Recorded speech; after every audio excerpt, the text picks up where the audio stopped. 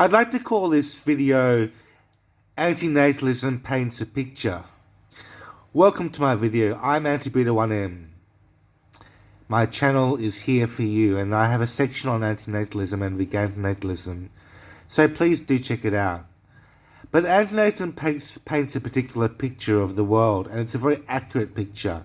It's a particular way of seeing.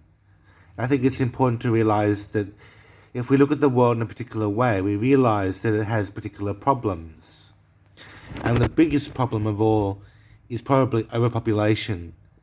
This includes urbanization, it includes the fact that people are so similar to each other that it's frightening, that we cannot differentiate ourselves by virtue of our character and personality.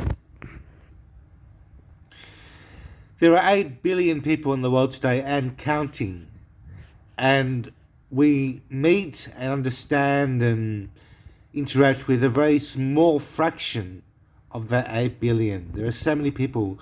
There'll be some people who we would be really good friends with, but we will never get to know them, and that's a virtue of the fact that we are so claustrophobic in our existence.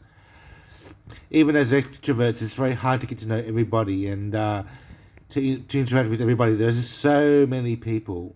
It's unbelievable. And when I walk the streets, I look at people and I think, where are they from? Where do they live? What homes are they from?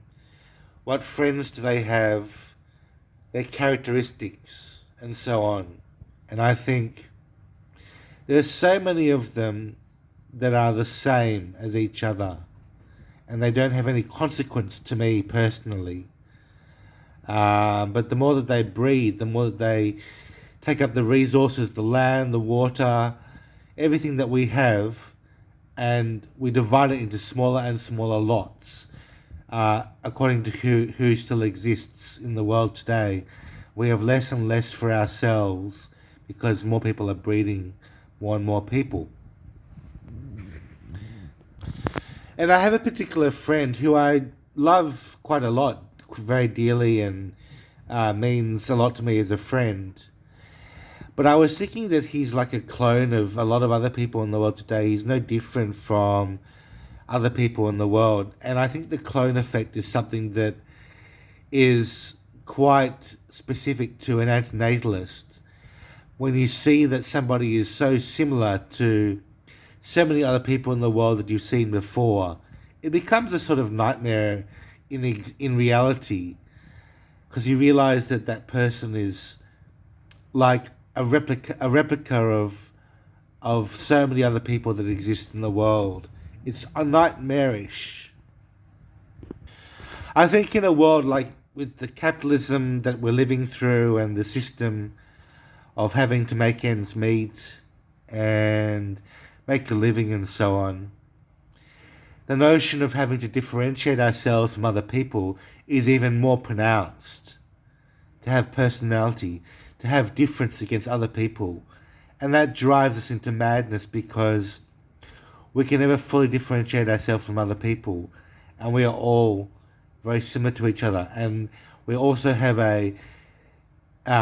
an obligation to be equal to each other. And with so many people in the world today, 8 billion, we cannot be different from everybody else. We have to be similar. And it's just crazy to live in a world where we have to make our living by being different from other people.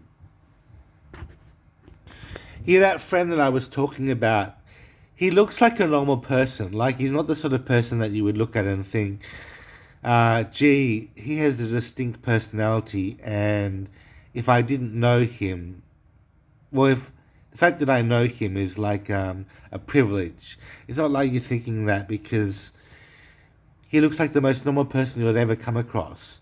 And you think there are hundreds and thousands of people that look like him or very similar to him. They would have a name which is so arbitrary that it's even not worth considering each of them as particular unique individuals.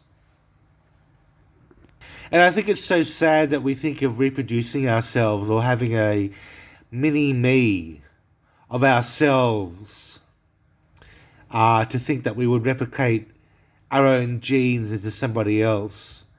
It's a cruel act of exploitation, causing people to submit to our personal authority in a world where we are ruled by governance and by other people's choices. And to impose our will upon a mini me is so cruel and exploitative. Now, I thought introduce you to my soft toy family. There's Stuart the Minion, which I've showed you many times in other videos, and I've actually sold this soft toy which I sourced from somewhere which I'm not going to explain because it's a secret. And his name is Tommy Tippy Shake. I think it's Soft Shake Toy or something. So I sold him on eBay for like $7 plus postage. The postage is quite expensive. It's like at least I think $13, and then on top of that, $3 of my sale goes to eBay for selling on the platform. So I don't really make that much, but it was an experience, and I'm just wondering how I'm going to put this person in the mail uniquely to make it, put him in a parcel and send him off to somewhere in New South Wales. So,